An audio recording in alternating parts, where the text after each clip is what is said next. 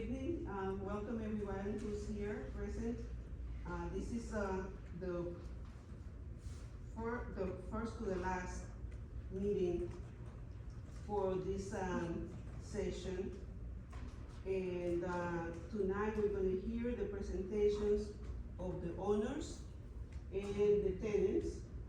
And I'm saying owners because I promised myself that I'm not going to say landlords anymore. So they have already agreed that the owner's representative is going to go first.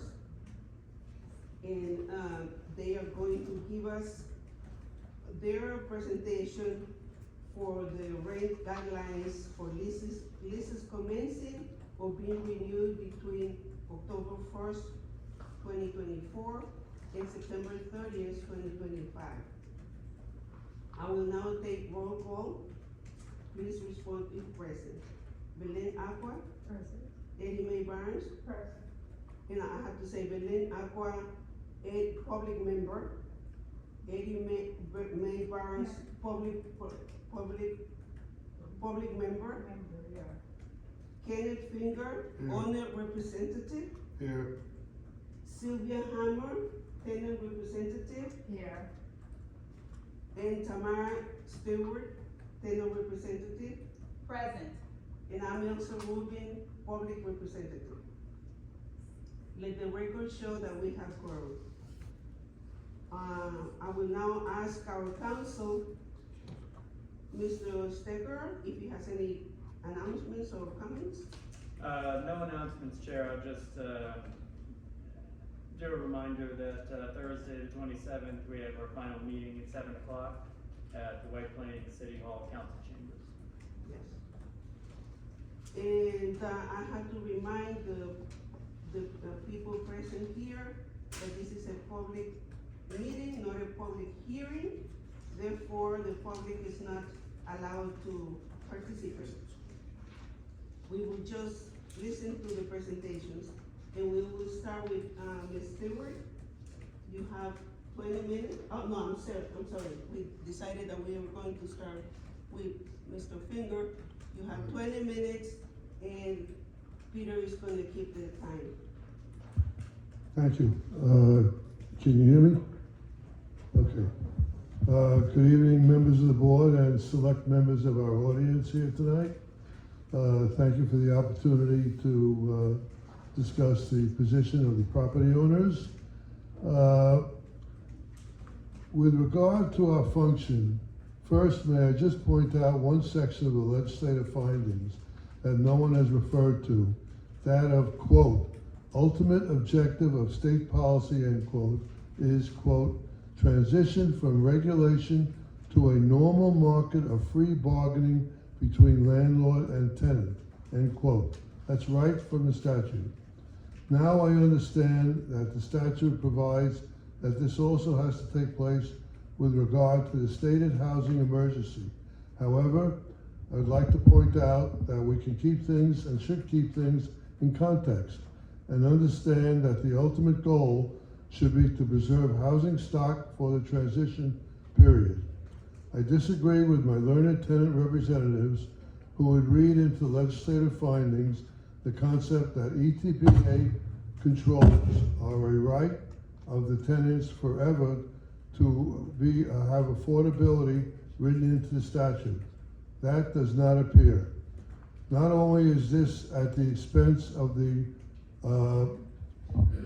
property owner, but it's self-defeating, as we can see by the decline in the number of ETPA units over the last 5 years.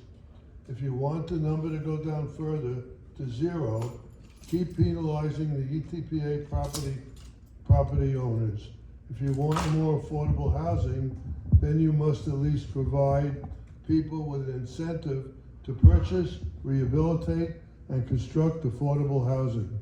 Moreover, since the HSTPA, the ability of property owners to subsidize the low guideline increases with IAIs, individual apartment increases, or vacancy increases, has disappeared.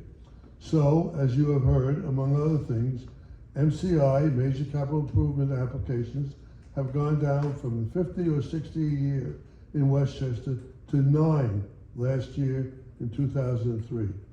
Property conditions are declining because property owners cannot afford major improvements and are adopting a Band-Aid approach, and they need your increases to even have the Band-Aids to do that.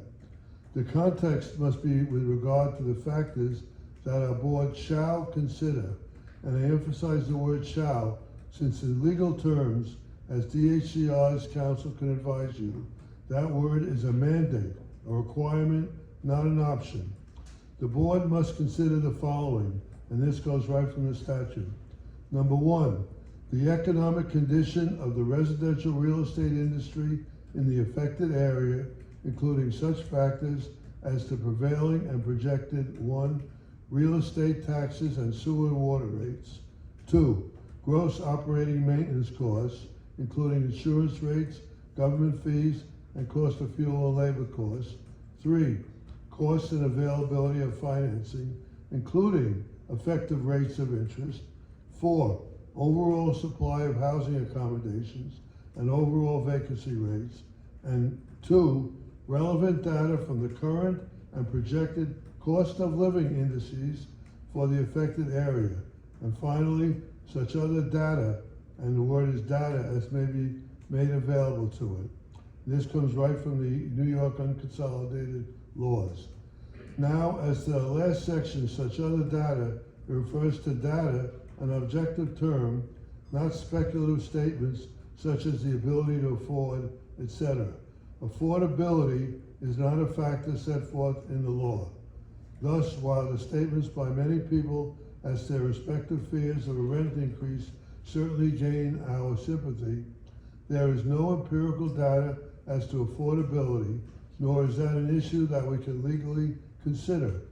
It is noteworthy that although we have heard repeatedly that certain percentages of the population pay more than 1/3 of their income as rent, we do not hear that that percentage was in controlled housing, nor did we hear about those who use the ETPA subsidies in the form of rent control to have their fancy Vermont vacation homes.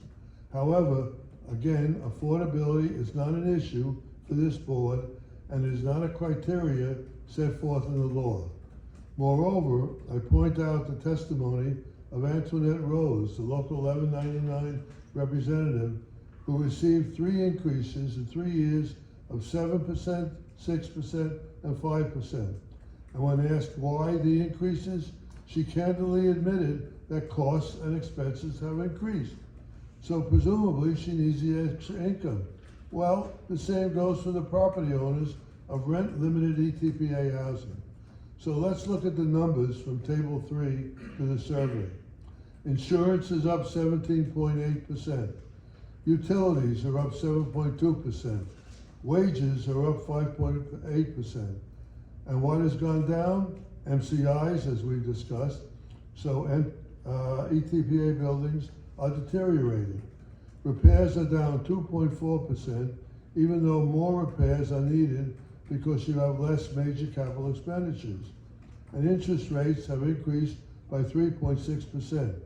As to interest rates, testimony was presented that payments on loans have increased more than 50% for the same loan over a 5-year period. And that presumes a property owner can even get a sufficient amount to refinance. Regarding depreciation, that's a real expense. For example, Mr. Nilsson told us that he spent $300,000 for a parking lot, but it could not be included in repairs, as only 1/27th could, and this, in fact, depreciation is really the establishment of a reserve fund for expenditures such as this. The cost-to-income ratio is the highest in 9 years. And although the tenant representatives claim that the ratio means profit, that of course is nonsense. First of all, it does not include capital expenditures that are not included in repairs. And whatever capital is expended with a 27-year payout, although the cash is laid out 100% now. Further, the amortization of the property cost is not included. And finally, what about a fair return to the property owner? Even with the tenant's own representative admitting that a fair return to the property owner is called for. I point this out because it's important to recognize that as to the surveys, they show 100% of the income one year, but 1/27 of whatever capital expenditure there is in that year, thus making it appear that there is greater income and less expense. If we as a board continue with the minuscule rent increases as in the last couple of years, the amount of housing and the ability of repairs will decrease even more. Just look at the HCR chart. In 2019, there were 28,515 rent stabilized units. In 2023, there were 23,181 rent stabilized units, a decrease of over 5,000, quote, affordable, end quote, apartments in only 5 years. It's 18.7%. That is truly a shocking number, and with the effects of each HSTPA, if we don't provide a reasonable increase, it would appear to continue on the same downward trajectory. Why invest in real estate if you can get a better return with no risk and less effort with treasury bills? You have to provide the property owner with a living ability increase. As Professor DeResta has pointed out, ETPA properties generate insufficient income given the inflation rate and the fact that many of these properties have subsidies from market rate apartments. Ken Nilsson testified to data, not hypothetical but real numbers. From 2010 to 2023, the CPI increased 30.4%, yet the cumulative guideline increase for years was only 18.25% for 1 year leases, a shortfall of 12%, and 14.6% for 2 year leases, a shortfall of 15.8%, both under the CPI for that period of time. As to real estate taxes, I just point out that Yonkers has recently voted on a 5.45 increase starting next week. Dennis Hanratty advised this board that it has the, quote, responsibility and the opportunity to actually positively impact the relentlessly worsening affordable housing crisis, end quote. We agree. Look at the number of units that have been lost as this board has granted lower and lower rent increases. Mr. Hanratty pointed out that we have to recognize the, quote, damaging effect past guideline board increases have played in the current affordable housing crisis, end quote. We could not agree more. Just look at the increases for 1 year since 2016. 2016, 0. 2017, 1%. 2018, 2%. 2019, 1.75%. 2020, 0. Next year, 0.5%. Next year, 2%, and last year, 1%. That is why there is an affordable housing crisis. If you want property owners who care about their properties to keep investing and keep the properties up, a fair and reasonable rental increase is necessary. We heard from property owners who care about their properties and their tenants.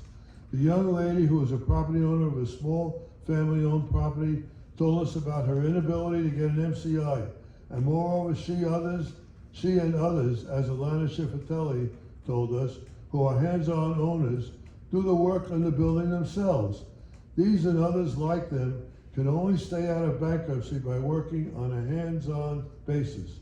This is not unusual, but with no MCIs anymore and virtually no IAIs, without a reasonable increase from this board, it will be virtually impossible for these property owners to stay in business, and the large property owners are in no better position.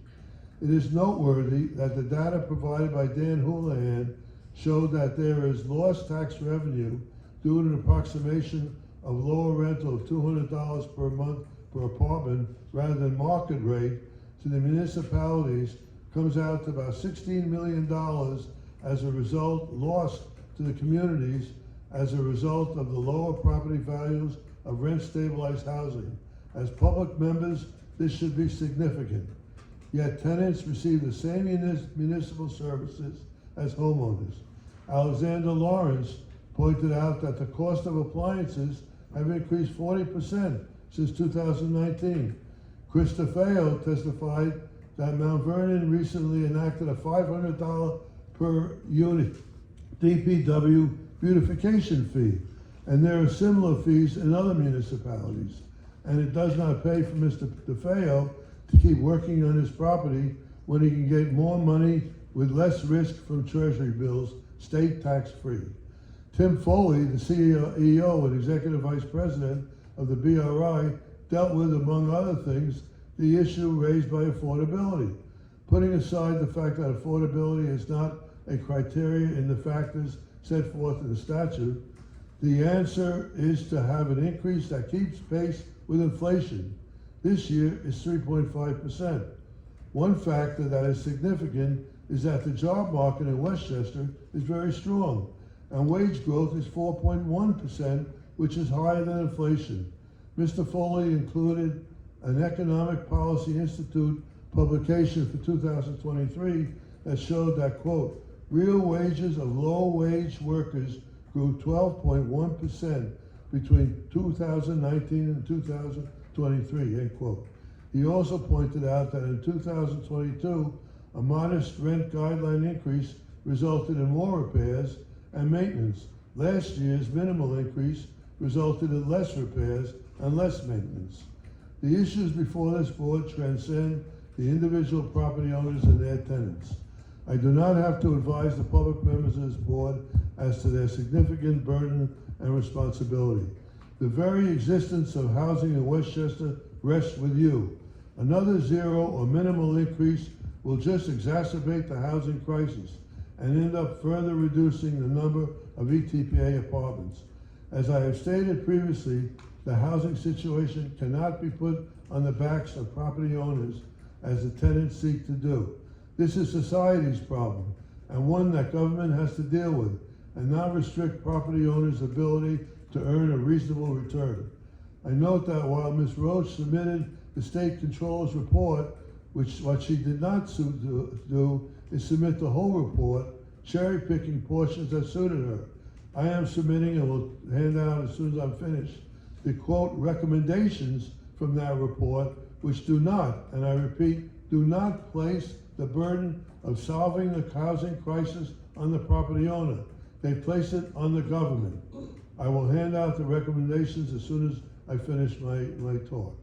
In the last 3 years, in addition, this increase in Social Security has been 5.9%, 8.7%, and 3.2%. Thus, there's been an average of over 6% a year. Nevertheless, the last 4 guideline increases for 1 year increases have been, as I said, 0, 0.5%, 2%, and 1%. The increased cost of living is also imposed on property owners. Virtually every other segment of society is free of controls and can raise prices, but not ETPA property owners. We all have this burden, yet the property owners by statute cannot freely raise the rent for controlled tenants. If you want more housing, you have to provide an economic incentive for people to get or stay involved in property ownership. We must also remember that the limitations on property owners' income impacts detrimentally on the assessments of single-family homeowners who make up the difference in lost taxes. I ask my fellow public members to consider this impact on the public. Going to the law again, how much time I have left, Peter? A little over 3 minutes. Okay, thank you. Going to the law again, I would like to deal generally with the factors set forth in the law, legal, not emotional issues. And I'd like to add that although we all understand we want to prevent speculative and unjustified rent increases, as the law states, we have an obligation to view this statutory goal in line with the factors which the legislature states that we shall and must consider. First, the law advises us to look at the economic condition of the residential real estate industry in the affected area, including such factors as prevailing and projected, including real estate taxes, sewer, and water rates. As to the economic condition of the residential real estate industry, I refer you to the undisputed fact that rent-regulated housing units in Westchester in under 15 years have decreased almost 40%, from 50,000 to under 30,000. This is a major reduction in housing in our county, and I've set forth some of the reasons, and we should not be responsible for further decline due to the discouraging investment in affordable housing. ETPA's artificial limitation is a drag on the maintenance of existing housing. Keep rents artificially low, and you'll have less and less affordable housing for everyone. Moreover, the condition of housing will deteriorate without reasonable rent adjustments to allow a landlord to not only keep pace with the cost of living, but with the increase in expenses. I would also like to make a comment about the so-called profit, end quote, that we hear as to the 40, 20, 17% or some other figure. That profit is a misnomer.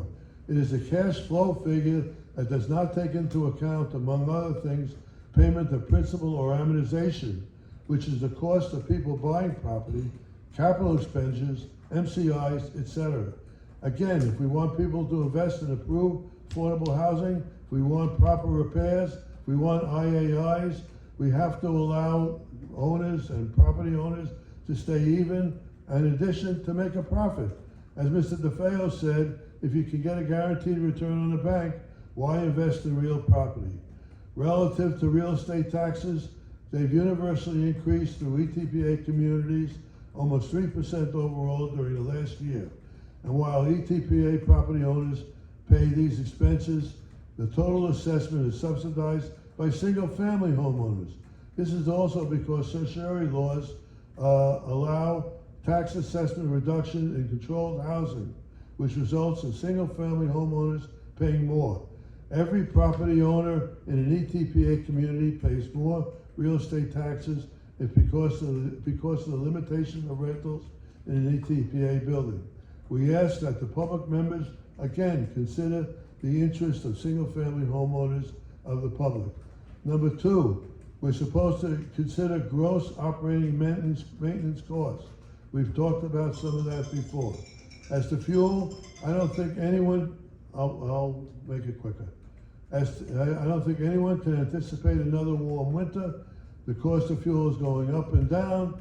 Over the past 2 years, it's averaged over 16% a year. As to labor, the lawyer advised us that the written contract advises us provides for increases yearly. So we're asking that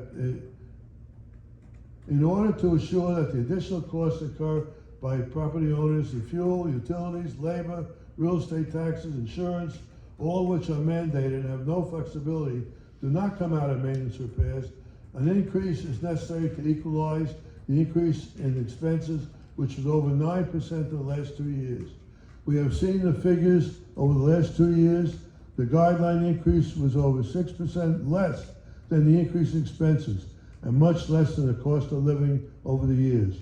To just keep pace, the landlords require at least a 6% one-year increase, which would not only put them back even, but not ahead. Thank you, and we ask that you consider the facts that we've set forth. Any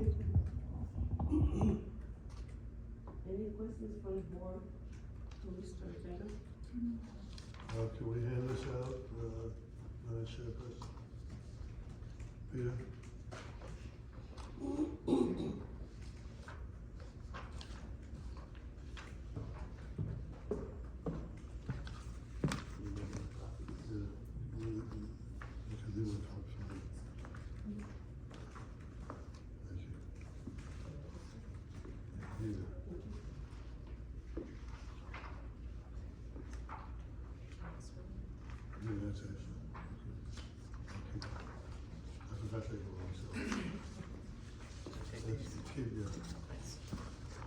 If there are no questions or comments for Mr. Fink, then we move on. You do have a question. Yes.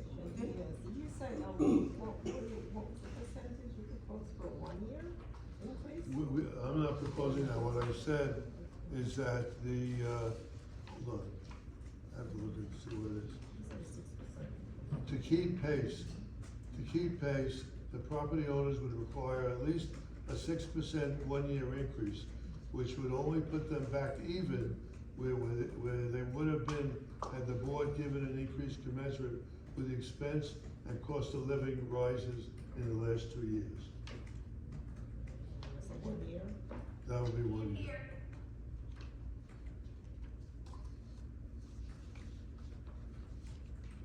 So, you have a question? I do. When will we receive a copy of this testimony? Was it sent in email? Was it going to be sent in Can email? we get a copy of your testimony? Yeah, I can give it to, Peter to add and send out. I made certain modifications in talking about it, but it's essentially the same. All right. Yeah, because I would just like to get one myself. Okay, Peter, can I give it? I'll give it to you.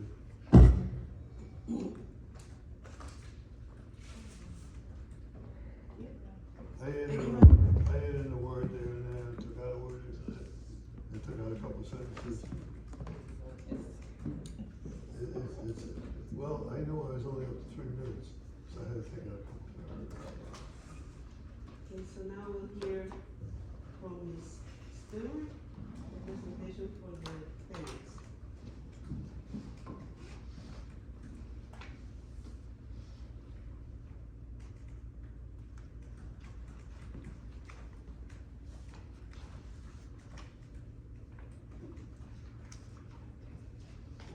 Pretty envelopes, thank you. Thank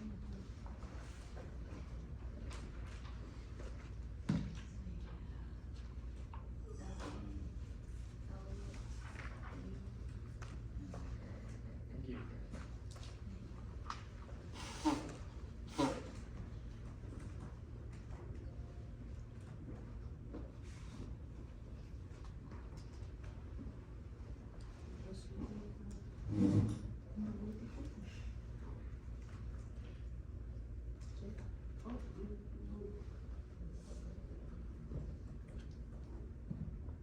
Good evening.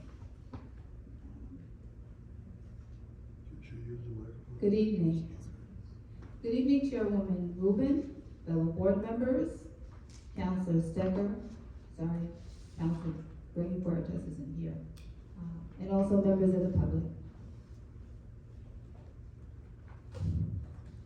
Quote, "There is a crisis in our nation. Millions of people across the country are without a home or are struggling to keep a roof over their heads. We see homelessness and housing instability in every community, in every state. Far too many people have lost their homes to high rents and evictions, with nowhere to turn but cars, shelters, or the street. And millions more are at risk.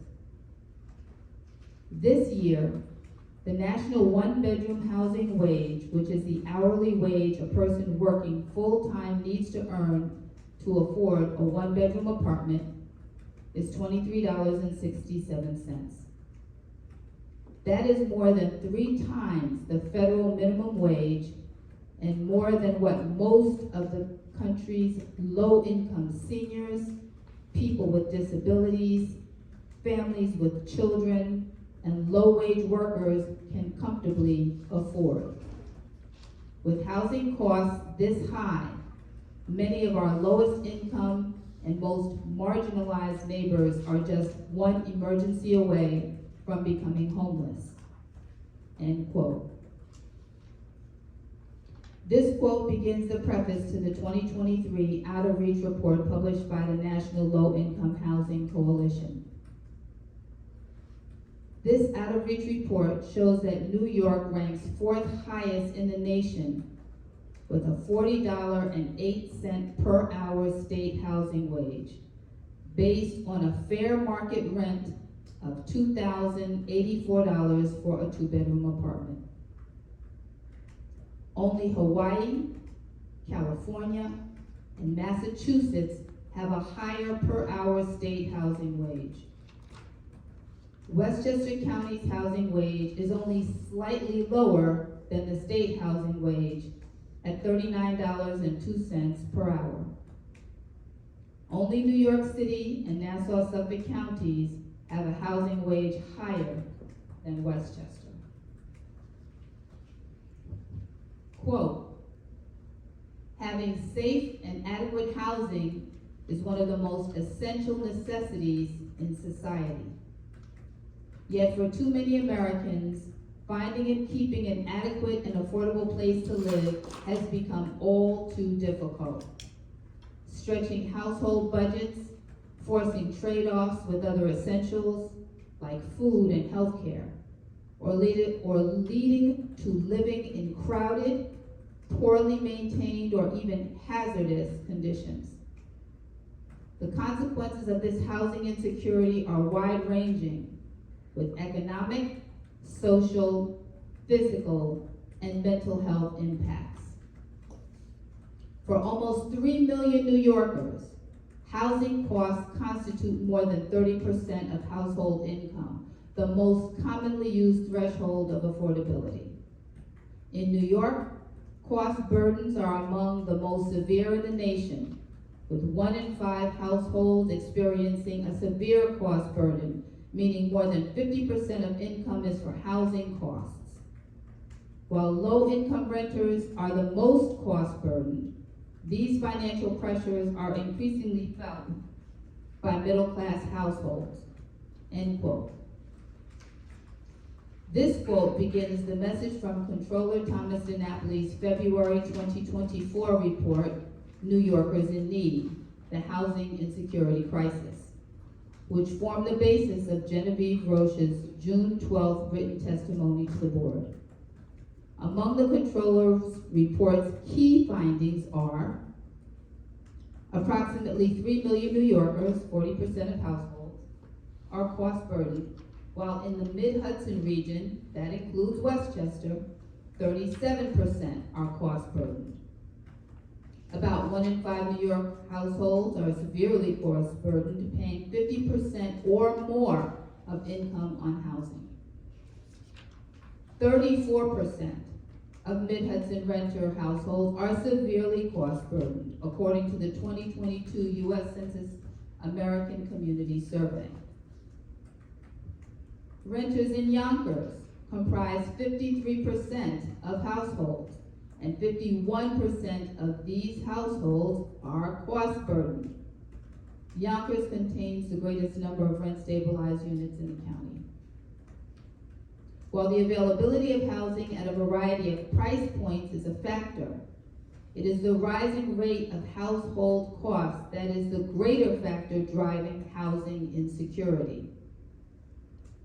9 out of 10 cost-burdened renter households have annual incomes of less than $35,000. 49% of Black and 51% of Hispanic households in the Mid-Hudson region suffer from housing insecurity. And 38% of households with someone between 62 and 74, and 45% of households with someone over 75 in the Mid-Hudson region suffer from housing insecurity. Clearly, our national, state, and local housing markets are in crisis, and that crisis is worsening every year. Demand is much greater than supply, and unfortunately there are perverse incentives at play that reward the real estate industry for maintaining this painful status quo that favors landlords. Too many people are paying a disproportionate percentage of their incomes for housing. Among renters, cost burdens are felt the most by low-income renters, who are largely seniors, disabled people, families with children, and people of color. Seniors, disabled people, families with children, and people of color constitute the core of rent-stabilized tenants that our board is charged with protecting. There's a reason why it's called the Emergency Tenant Protection Act and not the Emergency Owner Protection Act. Our mandate under the rent laws is to keep regulated rents as low as possible to protect tenants while enabling owners to cover their operating expenses and realize a reasonable profit. Based on the cost-to-income ratio table we received from the stats team this year, since 1987, owners' net operating income has been consistently healthy, robust, regardless of which operational expense categories went up or down, and despite the passage of HSTPA 5 years ago. Even during the housing market crash in 2008, owners had a net operating income of 32.8%. Meanwhile, as tenants' rent burdens continually increase, more tenants are becoming cost burdened and housing insecurity is growing. We should be mindful not to contribute to the unhealthy stress and substantial deprivation being experienced by so many tenants who are just trying to survive and avoid becoming homeless. Not just the National Low Income Housing Coalition and the New York State Comptroller are sounding the alarm about the harm resulting from high cost burdens. In a June 22nd Journal News article, Westchester Residential Opportunities Executive Director Marlene Zarfis states, quote, "The level of housing cost burden on families in Westchester is at a breaking point. Westchester has a housing market that is increasingly unaffordable to all but higher income households," end quote. Dennis Hanratty and Genevieve Roche from Mount Vernon United Tenants have testified about the increasing number of tenants seeking help from their organization and the near suicidal distress experienced by some of their clients facing eviction and homelessness. A number of brave tenants testified this year about the difficulties tenants are having just trying to make ends meet.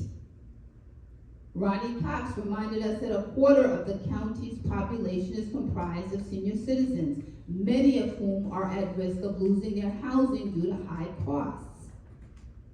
Antoinette Rose returned to remind us that she and many of her 1199 SEIU healthcare colleagues continue to be rent burdened while they go to work every day to care for people and save lives. And by the way, Antoinette's 7% contractual increase this year reduced her rent burden to 41% of her income, so she's still struggling.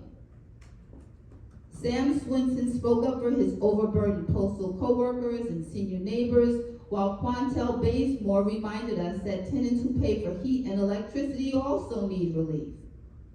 David Locklear and Cynthia Hudson spoke up for themselves and their neighbors. FYI, while Cynthia may think she's market rate because of her high rent, I confirmed that her apartment is actually rent stabilized. Last but not least, Deborah Carter Jenkins told us about her continuing mission to feed hungry people, and she implored us to remember the children. Meanwhile, owners and their supporters railed about HSTPA for the 5th consecutive year, ominously warned of gloom and doom, asserted yet again that tenants' rent should increase to help cover owners' financing costs, and asked for rent increases of 3.5% to 10%. They complained about the difficulty in properly renovating vacant apartments that were occupied for 25 years or more, with only the $15,000 temporary IAI cap as grossly inadequate. However, when I reminded them that the IAI cap was raised to $30,000 or even $50,000 in some cases, and it was made permanent, Mr. Finger said that was nothing. While a permanent rent increase of as much as $320 to $347 a month may be nothing to my colleagues, I assure you that the increase will be something to the tenants who will have to pay it. Genevieve Roche's June 20th short written submission and graph does an excellent job of framing the guideline decision we're about to make in human terms. This is the chart that's in the left-hand pocket of your folder. When owners ask for a guideline increase to share the pain of inflation and higher prices, they fail to acknowledge that the owner's income is up year over year, never declined, and that their net operating income is consistently high every year, more than reasonable. Tenants are already bearing a disproportionate amount of the inflationary pain. With rent-stabilized units only comprising 18% of total Westchester units, 82% of units are market rate. And despite the still dwindling number of rent-stabilized units, owners still manage to earn a net operating profit of 35.5% on those units based on the DHCR stats. Logically, we can assume that the 82% of market rate units are substantially more profitable than the rent-stabilized units. Hence, owner operating profit is already reasonable with no need for an increase, even if that increase had no impact on tenants. But unfortunately, for every dollar increase in rent, the impact on renters is profound. 17.3% of Westchester tenant households, nearly 34,000, have an annual income of less than $35,000. And that percentage increases to 24.15% when looking at just Yonkers, Mount Vernon, and New Rochelle, where most rent-stabilized units are located.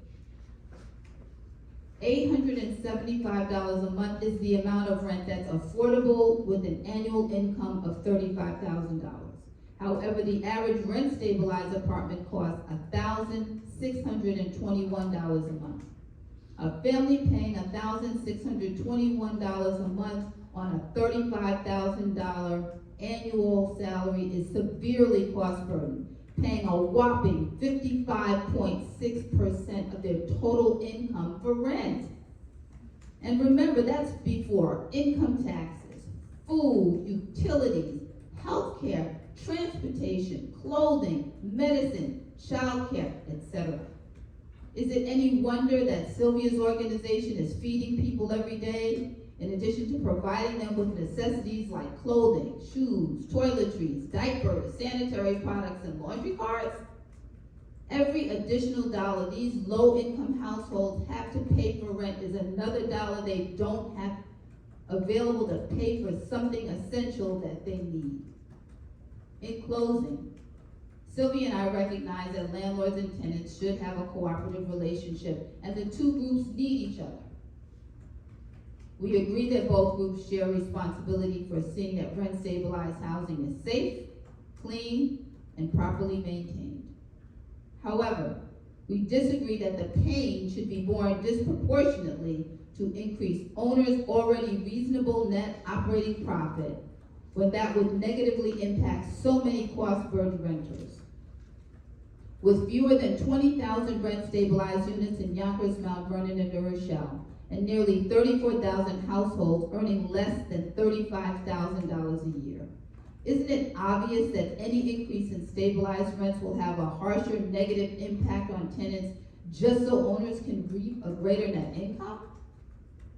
Far too many rent-stabilized tenants are already shouldering a greater burden than they can afford, as witnessed by the explosion in non-payment eviction cases. Rents are just too damn high.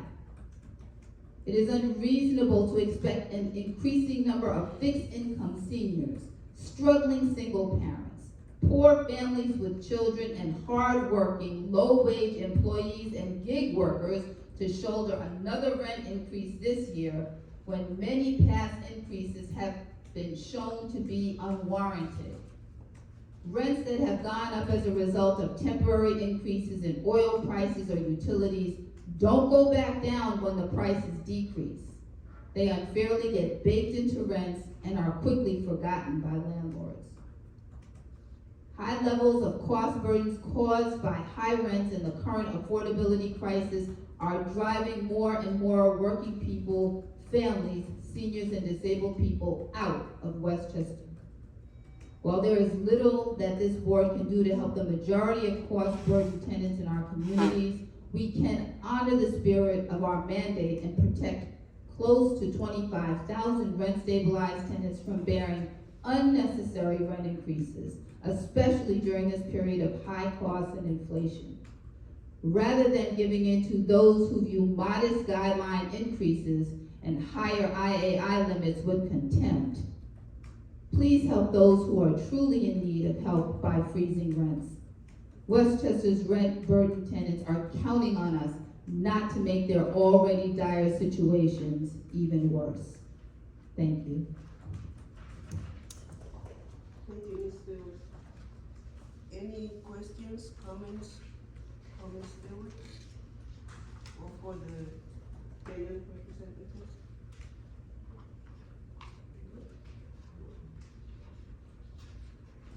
Hearing none, I will conclude this meeting. Our next meeting, as Mr. Stecker said, is on Thursday at 7 o'clock, White Plains Council Hall. Do I hear a motion to adjourn? So moved. Second? Second. Meeting is adjourned. This is Thank the you. thing we always agree on. Yeah, see you Thursday. Thursday, Wednesday, whatever. Thursday.